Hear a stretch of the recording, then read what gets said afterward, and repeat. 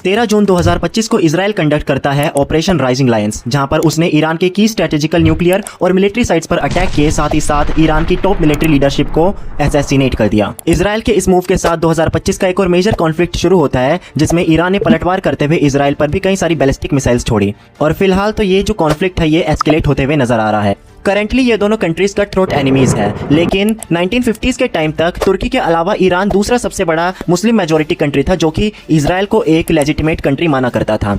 और इन दोनों कंट्रीज के बीच काफ़ी अच्छे डिप्लोमेटिक टाइज थे, वो एक दूसरे की टेक्नोलॉजी डेवलप करने में हेल्प करते थे। यहाँ तक कि रेजा शाह के टाइम पर ईरान सबसे बड़ा ऑयल सप्लायर था इजराइल के लिए।